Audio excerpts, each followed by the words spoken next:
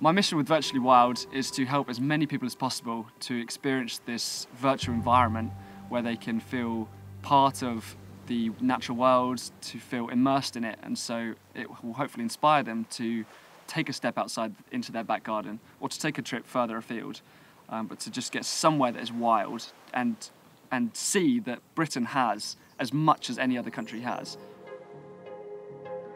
The question we wanted to answer was, could we convince this group of young people that Britain is truly wild?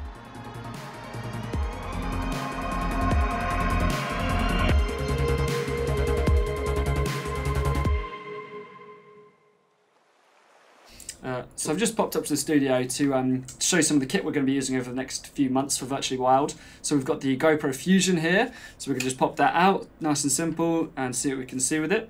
And then in a few months we're going to present it to the public, and we're going to fit them all out with one of these and get their opinions on it. Hopefully we'll change a few minds.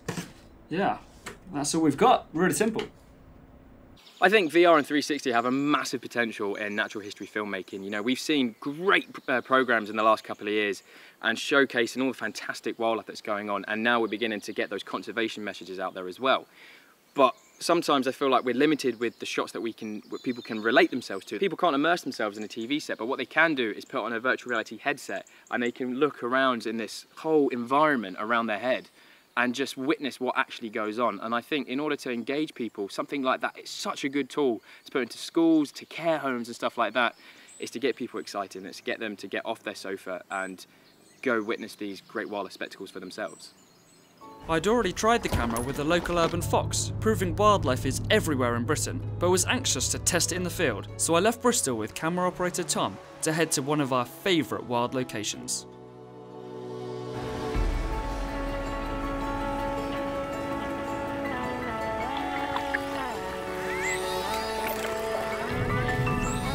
We headed to Welsh natural wonder Scomer Island. After all, everyone loves a puffin.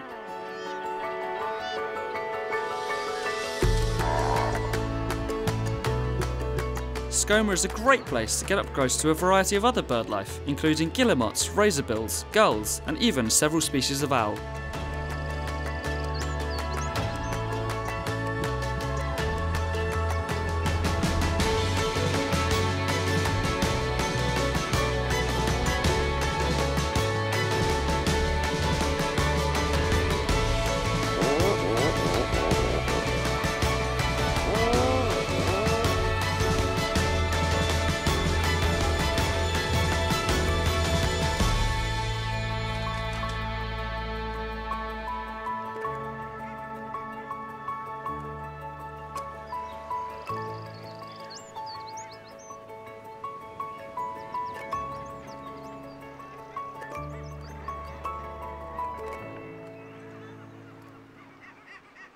I want to inspire people to take a step outside into their back garden or to take a trip further afield, to just get somewhere that is wild and see that Britain has as much as any other country has. They're not seeing, you can get outside and you can get really excited about seeing a woodpecker, which I did and I still do today, but no one does anymore because they don't care. And if we don't care, we're not going to want to save it. And if we don't save it, we'll lose it.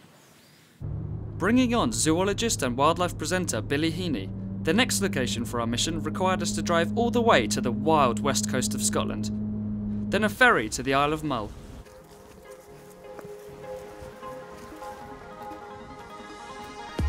Now, to capture this in 360, a specialised rig had to be hastily assembled the day before.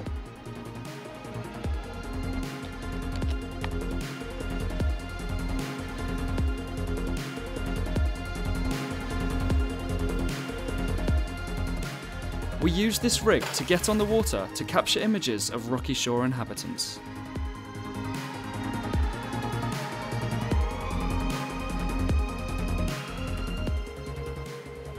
For our next target, however, 360 cameras wouldn't help. The species is extremely shy and elusive, which means it would be unlikely that we would get close to them. We needed a different type of tech. We even found some spraint to suggest that we were in the right area. Camera traps are a great way of getting shots of skittish or nocturnal species, making it perfect for filming our quarry. As the sun went down, we left the camera trap to do its work. and the next morning we returned to see if the tech had prevailed. So it's 47 files. Let's just hope it's not just seaweed. That's us. That's us. Oh yes. Yeah, that's us getting it back. The pictures. Play. Go ahead. He said. Oh, that's ridiculous. Look at it, come right up. That's the backside of an otter. For God's sake. Yes! Oh my days. Oh my God, that was amazing.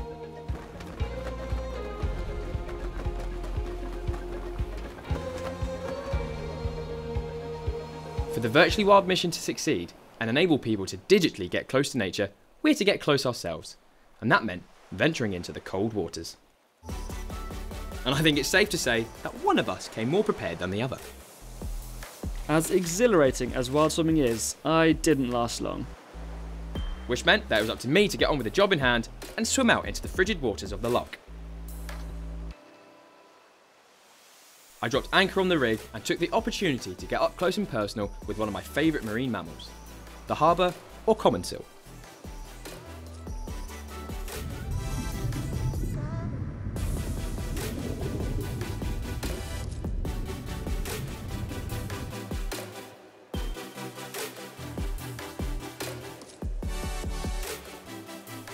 To me, seals are like the dogs of the sea, and their natural curiosity didn't let me down, and they happily approached me of their own accord.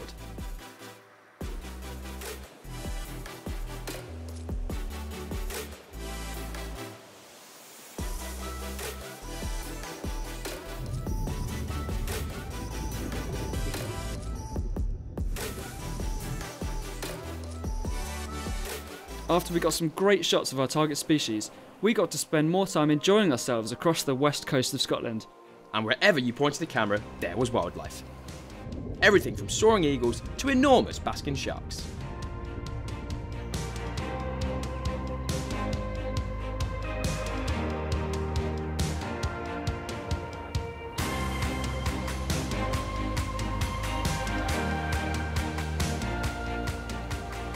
At this point, we had put the 360 equipment through its paces, but it was time to test its limitations on the open ocean. We drove all the way to the opposite coast to one of the wildest places in the country. We were filming the northern gannet, Europe's largest seabird. This was our final test.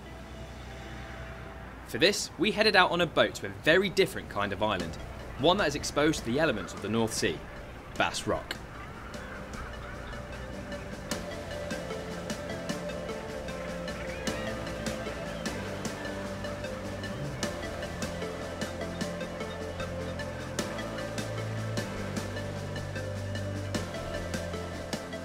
A quick safety line was attached and gannet cam was ready for action. Okay, tell us when you're happy, Andy. Give us an all clear.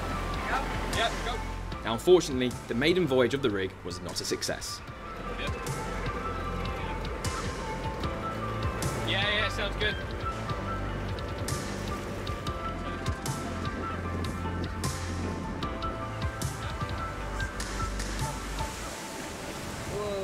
But not giving up, the only thing for it was to try and get the shots before we lost it to the inky depths of the ocean. This enables us to float close to the island for intimate views.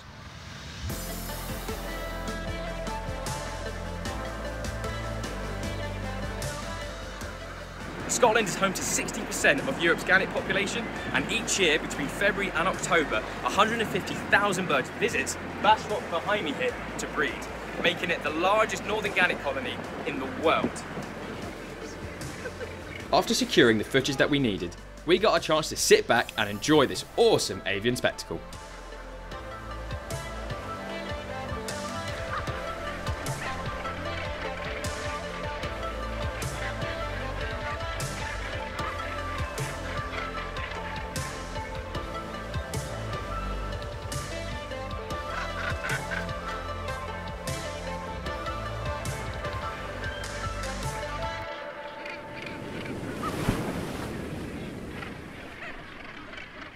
I think the British wildlife is amazing. We have everything that you could possibly want here.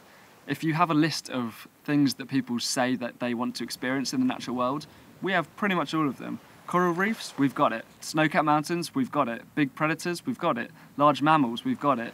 Amazing predatory birds, we've got it. We have everything on that list, so why would you not think that British wildlife is amazing? It's really important that people care about British wildlife because it's under threat, and we don't even talk about that. We talk about elephants, we talk about lions, we talk about all the animals that are far away from us that we seem to want to save more than we do our own, when 1 in 10 species in the UK is actually under threat of extinction.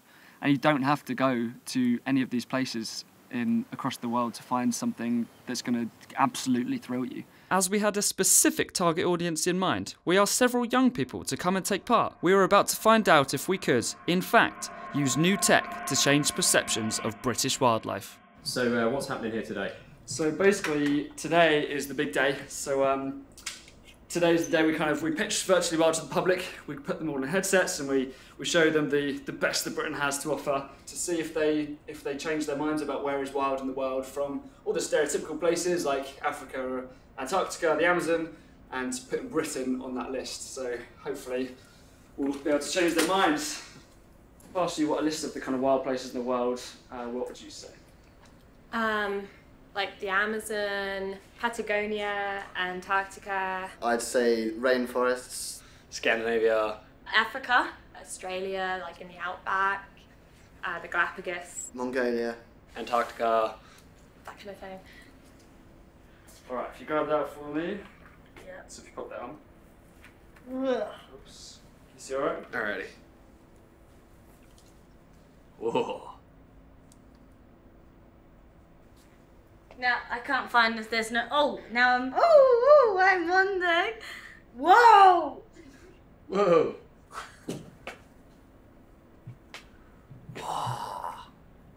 It's amazing to see them like flying straight at you. I don't know where I am. I wouldn't say I'm in Britain. That's amazing. That's really strange. Those basking sharks. I think it looks pretty real. That's like an hour from where I live. Can't believe I've never been. It's quite lovely here, isn't it?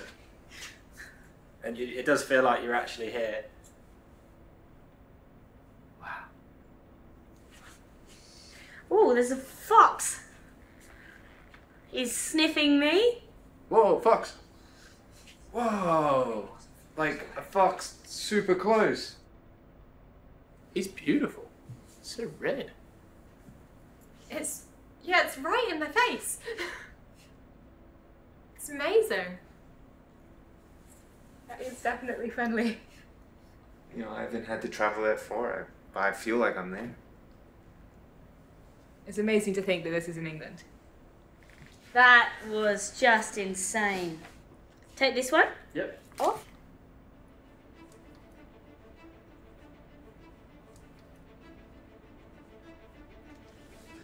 How was that? Unreal. Like, that's incredibly realistic. Again, same question. If there was anywhere that's wild in the world, where would you say? Everywhere I said before, but also where we are. I do think Britain's wild. I don't think it's one of the places that I would have said before, but there's definitely places here that normally I would have travelled all around the world to see, and it's amazing to think that that close to home.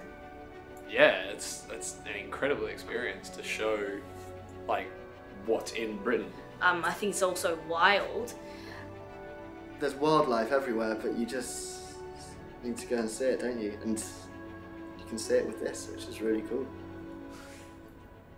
Can't be this much wildlife in Britain. And now fox. Hello.